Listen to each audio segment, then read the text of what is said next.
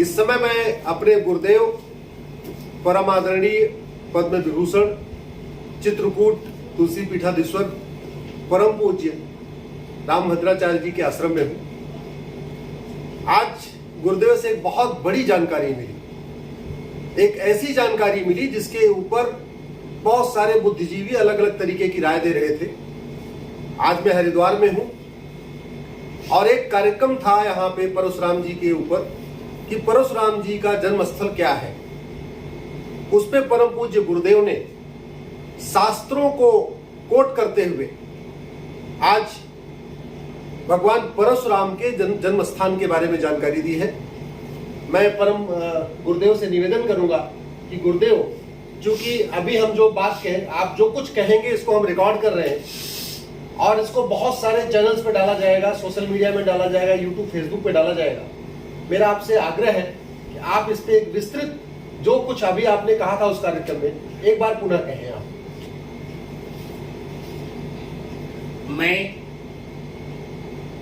पद्म विभूषण जगत गुरु रामानंदाचार्य स्वामी रामभद्राचार्य आप सबको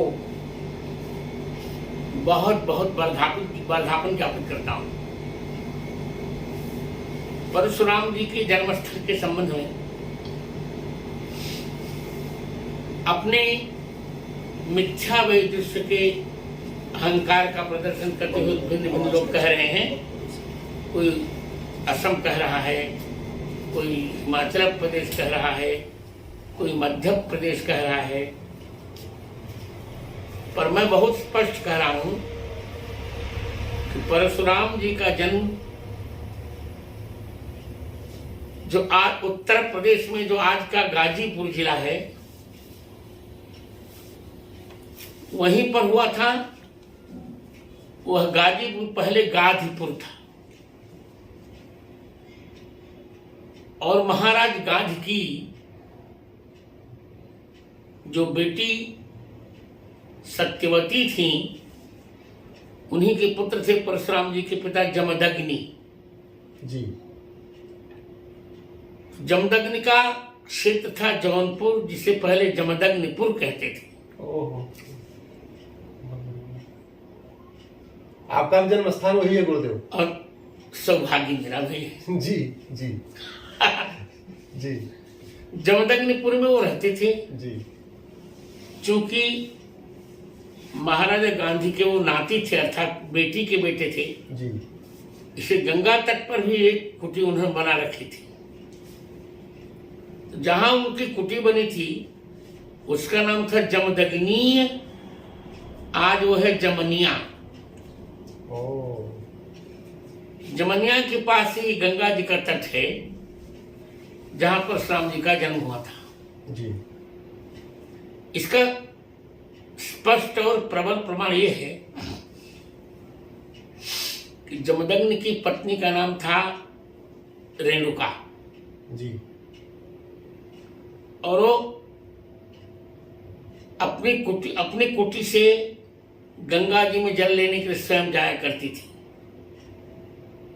जब परशुराम जी ने रेणुका जी का सिर काटा था उस समय का भागवत का वचन है, कदाचित रेणुका याता गंगायाम पद्ममालिनम गंधर्वराजम क्रीडंतम अप्सरोभिरपश्यता।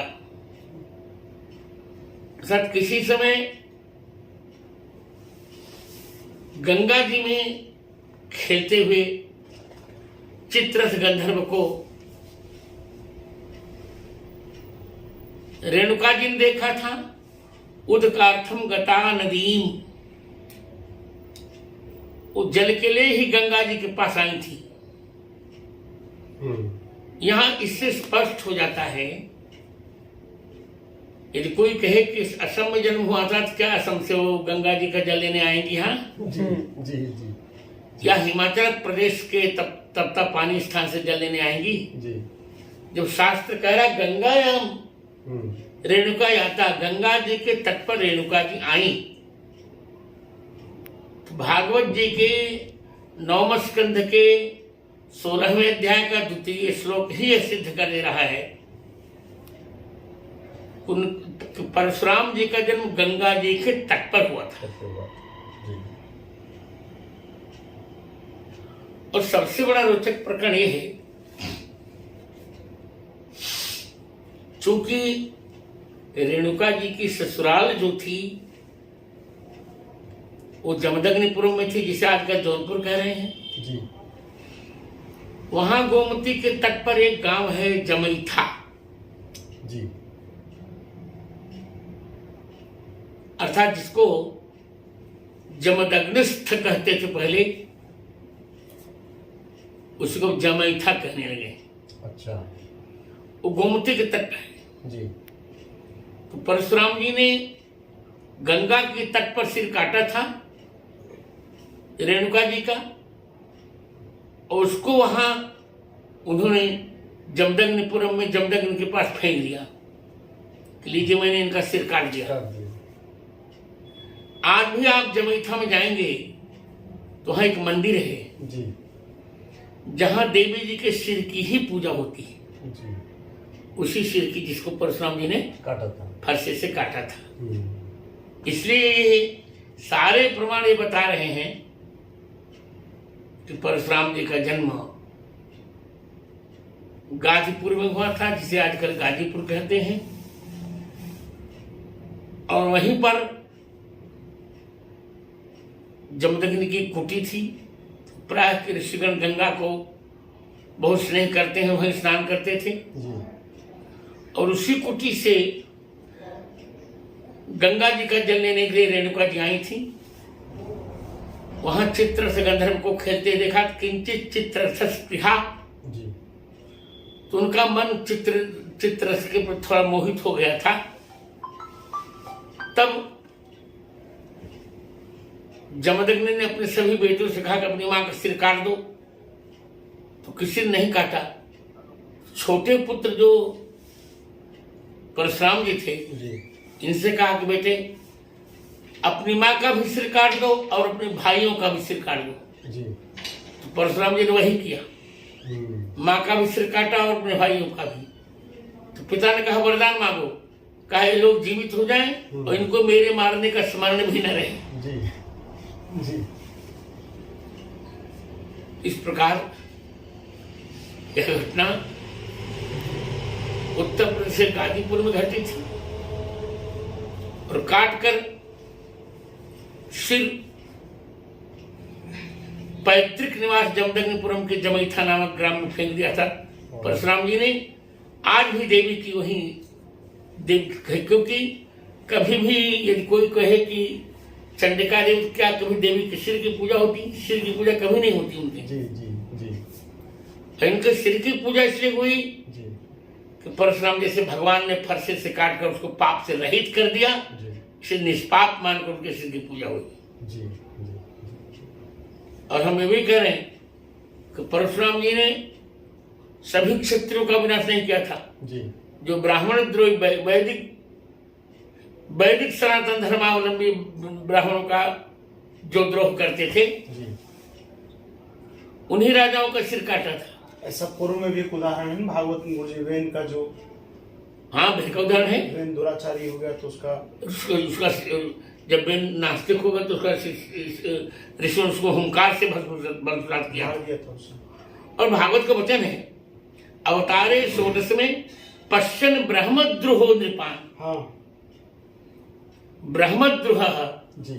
वैदिक ब्राह्मणों का विरोध करने वाले, अपने को सत्ताधीश मानने वाले अभिमानी राजाओं का सिर काटा था राम परशुराम जी ने।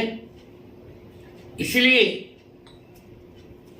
जब श्री रामावतार हो गए, परशुराम जी ने कह दिया कि मैंने धर्म विरोधी, मैंने ब्राह्मण विरोधी राजाओं का वध किया था, अब तुम ब्राह्मणत्व विरोधियों का वध करो।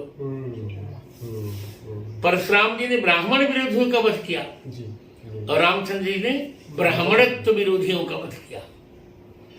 कभी के ब्राह्मण होकर के अपना धनुष दिया राम जी को, इसी से अपने सार नाम को धनुष दिया राम जी को। साथियों, आपने आज एक नया विषय सुना है। मैंने तो जीवन में पहली बार सुना है, आपने भी शायद पहली बार सुना होगा, जहां परशुराम जी के ऊपर वाकायदा अपने जो हमारा वेद पुराण और जब ऑलरेडी जो लिखा हुआ है वहां से गुरुदेव ने कोट करके बताया है। ये भारत का संविधान मेरे हाथ में है। ये संविधान का आर्टिकल 49 भी यही कहता है, ये देश के सरकार की जिम्मेदारी है कि वो सांस्कृतिक धरोहरों को पुनः स्थापित करे। इसका मतलब सरकार की जिम्मेदारी है कि जिसको हम गाजीपुर कहते हैं उसको गाजीपुर कर दे, गाजीपुर कर दे, और जिसे हम जौनपुर कहते हैं उसे जमदग्निपुर कर दे। और जहां पे और जिसको जमनिया कहते हैं जी, उसको जमदग्नीय कर दे। जी जी। तो आपने और जिसको जमैथा कहते, जहां रेणुका का सिर बना था जी, उसको जमदग्निस्थ कर दे। आपने गुरुदेव के मुंह से सुना, मैं तो आज धन्य हो गया गुरुदेव के मुंह से। लेकिन अब इस विषय को आगे बढ़ाना हमारा और आपका कर्तव्य है। मैं कोर्ट के जरिए जो कुछ कर सकता हूं करूंगा, सरकार से जहां बात कर सकता हूं वो करूंगा। लेकिन अब समय आ गया है कि एक बार पुनः भगवान परशुराम, जो भगवान विष्णु के अवतार हैं, भगवान राम से पहले भगवान परशुराम हैं, और बिना भगवान परशुराम के आदर्शों पे चले हुए धर्म की रक्षा असंभव है। जैसे धर्म की जय हो मतलब भगवान राम, अधर्म का नाश हो इसका मतलब भगवान परशुराम। तो अब इस एक नई शुरुआत आज गुरुदेव ने दिया है, एक नया हमें आज आदेश दिया है कि इस विषय पर हम लोग आगे बढ़ें। इस वीडियो को जितना अधिक से अधिक हो सके उसको शेयर करिए, फेसबुक पे, ट्विटर पे, टेलीग्राम पे, व्हाट्सएप पे, यूट्यूब पे, जहां जितना ज्यादा संभव हो एक जन जागरण किया जाए। क्योंकि इस देश में लोकतंत्र है, लोकतंत्र में डिमांड सप्लाई होती है। जब किसी चीज की डिमांड होती तभी सरकार उसको सप्लाई करती है। जब इस विषय पे पूरे देश में एक मत से स्वर उतरेगा कि जौनपुर नहीं जमदग्निपुर इसका नाम किया जाए, गाजीपुर नहीं गाजीपुरम किया जाए, और गुरुदेव ने जो 2 स्थान और बताया है, जमनिया और जमैथा, जमनिया और जमैथा, उसका भी पुनः नामकरण हो। और जो भगवान परशुराम का जन्म स्थान है, जो उनकी कर्म भूमि है, जो उनकी जन्मभूमि है, जो उनकी युद्ध भूमि है, उन स्थानों को पुनः सांस्कृतिक रूप से उसको विकसित किया जाए। क्योंकि ये वेद पुराण तो कहता ही है, ये भारत का संविधान भी कहता है, आर्टिकल 49, ये सरकार की ड्यूटी है। आज गुरुदेव आपने हमें बहुत परम ज्ञान दिया और अब हम इस लड़ाई को आज से शुरू कर रहे हैं आपके आशीर्वाद से। विजयी भव। गुरुदेव का आशीर्वाद मिल गया है, अब हम सब लोग मिलकर लड़ेंगे। जय श्री राम, जय परशुराम।